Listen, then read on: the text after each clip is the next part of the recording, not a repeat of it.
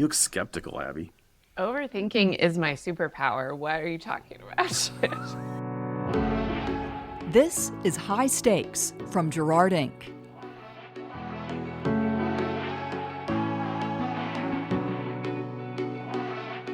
We're going to make this a quick intro because the conversation speaks for itself. We're continuing in the podcast a discussion started in a recent quick think email about the Twitter competitor Threads from Meta/Facebook/Instagram. Question is, should you jump in and start using it for your organization? Should you jump in and start using it for personal use? How does it fit into the ever-expanding galaxy of social media platforms? Joining me are Meghan McCarthy and Tommy Barbee, both Associate Vice Presidents in Jarrard's Digital and Design Group, and Abby McNeil, Vice President and Deputy Lead of our Regional Health Systems Practice. If you don't get the Quick Think, it's our weekly Sunday morning email with insights and analysis of the latest healthcare and communications headlines. You can subscribe to that at jarrardinc.com/subscribe.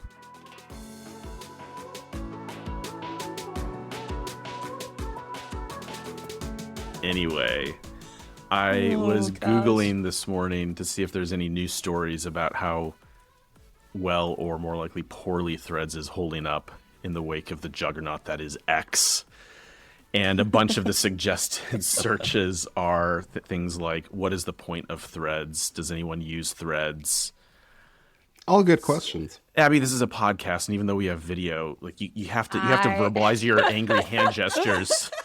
I'm sorry, Threads is boring and there is no point to it. Like, I get that Facebook or Meta saw an opportunity as Twitter was collapsing, now X, but it doesn't have a point. Instagram was about photos, TikTok's about like 60-second videos of people pointing to things.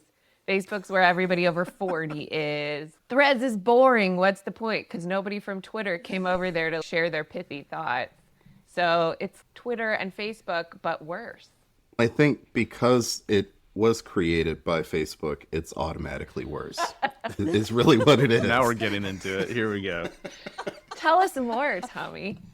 What hasn't Mark Zuckerberg ruined in some form or fashion? Whether it's the metaverse, whether it's NFTs, whether it's now Twitter, he takes ideas, makes them slightly worse, and releases it out to the world. Although Threads is the latest example. Zuckerberg didn't kill Twitter. No, that was self-inflicted. Yeah. I mean, killed X, not Twitter. X, forever. I refuse to call it X.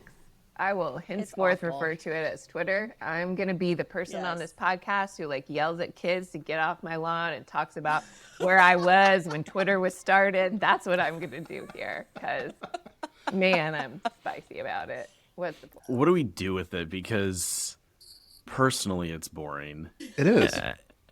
Okay, I am the only person who semi-enjoys it because it is my, like, safe spot, elusive safe spot of throwing out random thoughts that mean nothing that you could do on Twitter, but it feels a little more ad hoc on Threads. However, makes zero sense for most organizations to be on. Like, it is a personal entrepreneur, personal brand type folks who love to put out one-off random thoughts that they have throughout the day.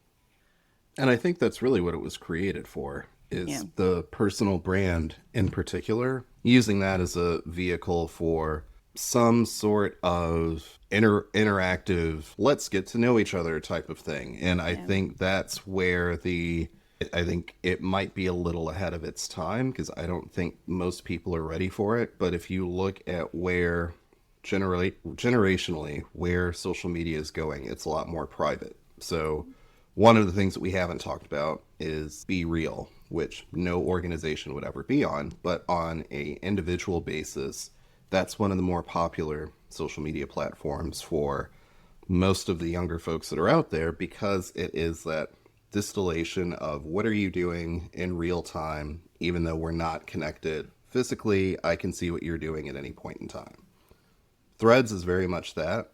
So it's trying to build some sort of miniature community for personal brands. And that's where I think long term, that's the play, but I don't think it is useful for most organizations, to your point, Megan. I was going to ask you a question, Abby, and you were about to say something, so go ahead. I was just going to ask if it's a great place for personal entrepreneurial brands and influencers, why is it not a place for organizations? One could argue that then there's a lot of opportunity because there's a lot of white space.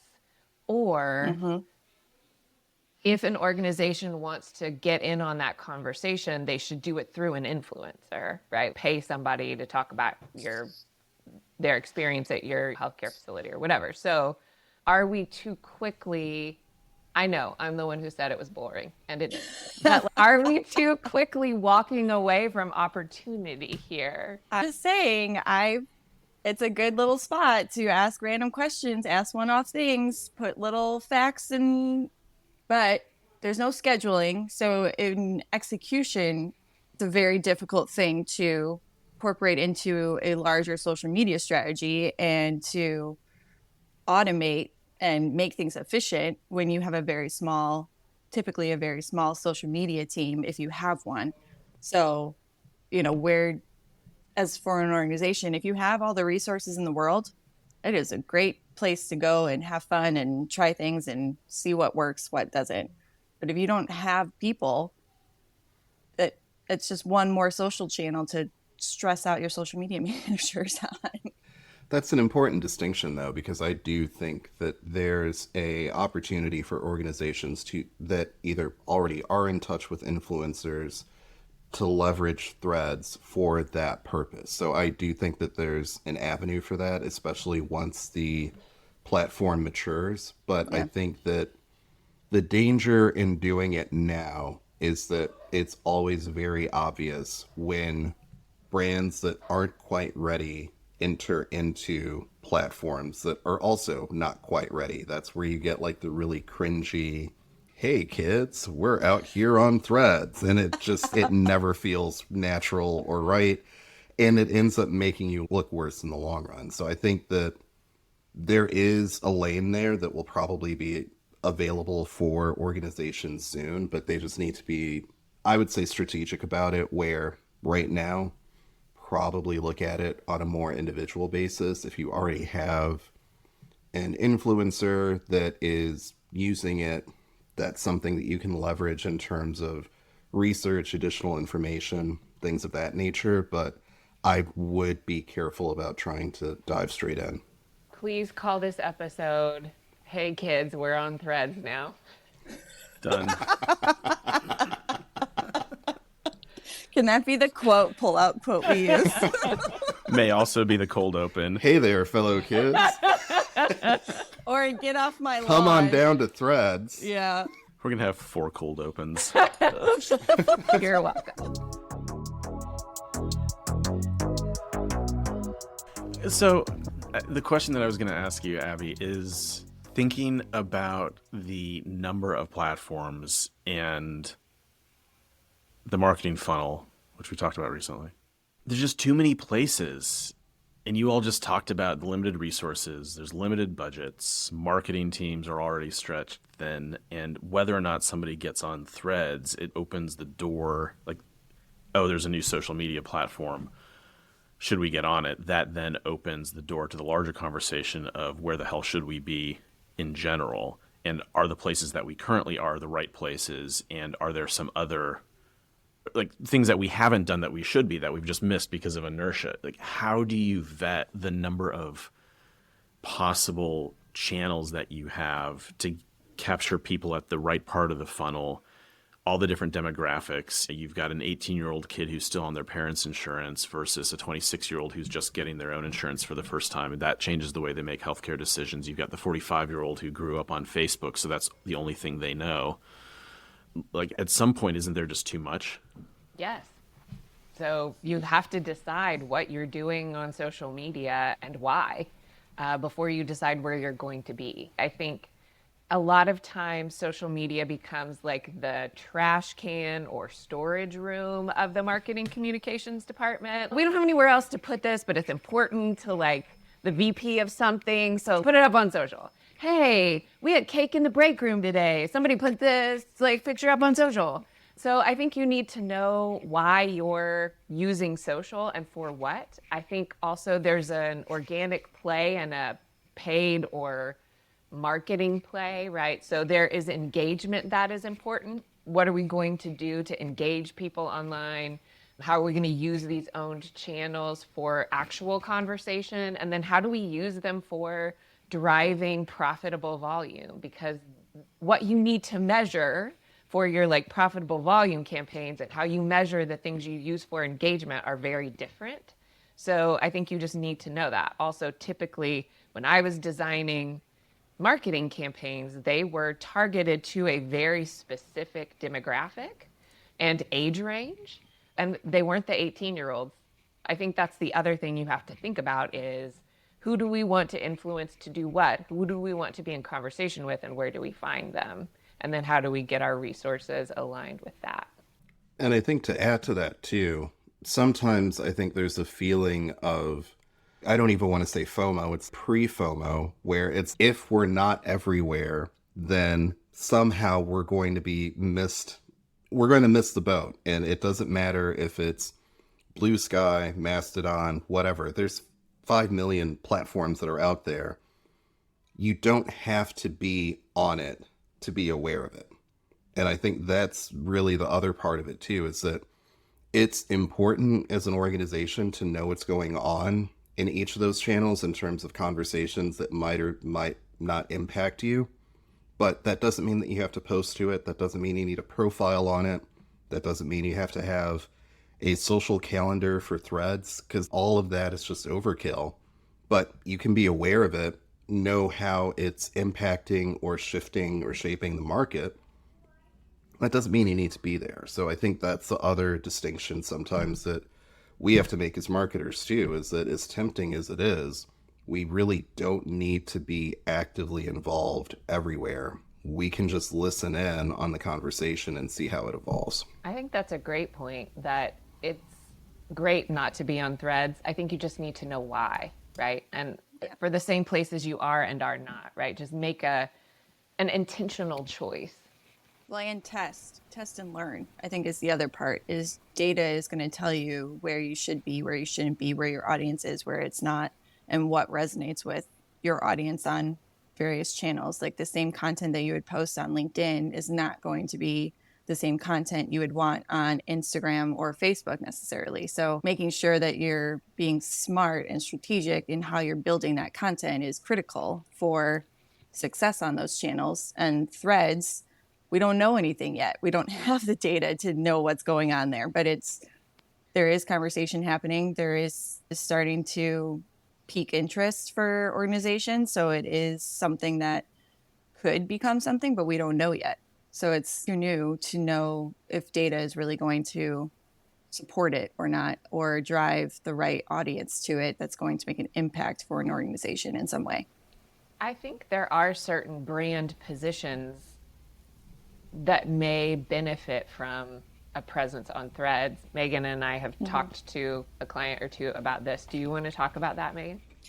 Yeah. Actually, some of the clients that we're seeing that it makes sense to do Threads are academic medical schools who are doing very innovative research and tackling TikTok in such a strong way, where they have the capability and the interest and the opportunity to start and be an innovator on Threads. So they're posting about some of these new research things that they have. They're posting about facts and things that they found through their research. They're elevating some of their physicians and elevating some of their students and residents through these different profiles. And it's a different take where it's almost like that personal brand, because you're talking about these individuals and you're leveraging these very unique pieces of content that health organizations just are not able to do, like a traditional health system. So there is definitely opportunity to test. And it's a different KPI.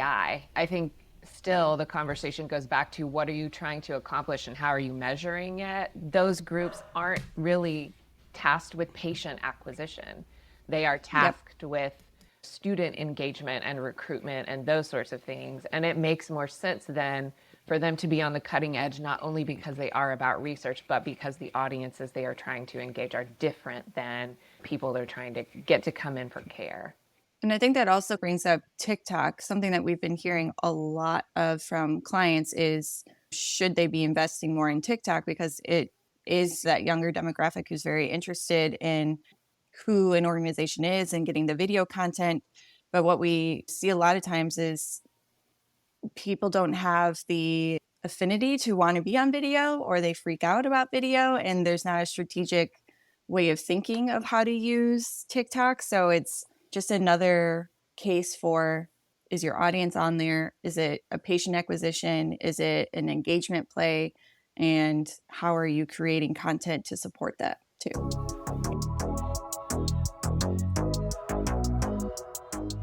I think it's a pretty good, like, we're at recording for 24 minutes. It's about 20 minutes of not us laughing. All right, so, we'll use this as the last question. Tommy, you talked about, in the case of Threads, keeping an eye on it, but not feeling obligated to jump in. What are the three of you watching? Just with Threads, yes, but just social media in general.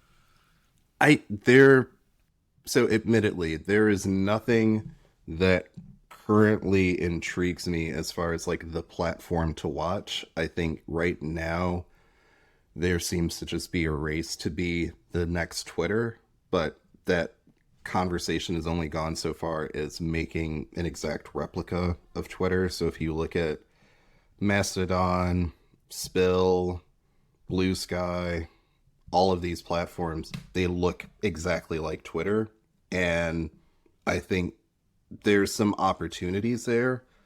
Blue Sky is probably the one that has the most resources, and they're building it slowly. So there could be an opportunity to be that next Twitter. But I think longer term, it's really going to be a matter of what leverages video in a way that TikTok can, but makes it more actionable in terms of communication. And that could be TikTok evolving to that point, but I think that video has become so readily available for folks now, where they have anyone with a cell phone at this point can create semi-professional video. How does that get leveraged and layered into a social media platform? I think that's where things are headed. Now, what platform is doing that right now? I don't think there's really one, but I see that is where companies are starting to evolve to. Yeah, I completely agree. That was going to be mine as well. Is outside of the fact that I love Threads for my own like book talk and random things, I think for organizations, what's actually getting me excited is that there's more interest and excitement around creating those short form videos and people actually seeing the benefit of it. So when social media teams were stretched thin and could barely get a photo, now they're able to get little snippets of video and do some great things for Instagram Reels. And that's something that we talk with our clients a lot about. Of, you don't necessarily have to be on TikTok. You just have to get your team up and moving and ready to create video content that is relevant for your organization. And you can do that through Instagram Reels. And we're starting to see that trend where people are way more excited and willing to do that. I'm too old and tired to be thinking about new places and tools online, but I spend a lot of time with like our health services and health systems clients, like talking about how to optimize what they already have. And I would much rather have that conversation about how do we do more with what we have? How do we do it better? How do we prioritize? How do we go in the places where it really matters? I think those are the conversations that are really happening today. I agree about the video content really being where things are going and how we're starting to see that being done better. I also think that we need to think as marketing communications teams about our internal content the same way we think about it externally. And I'm starting to see that move too, where organizations understand we can't just default to memos and email and SharePoint.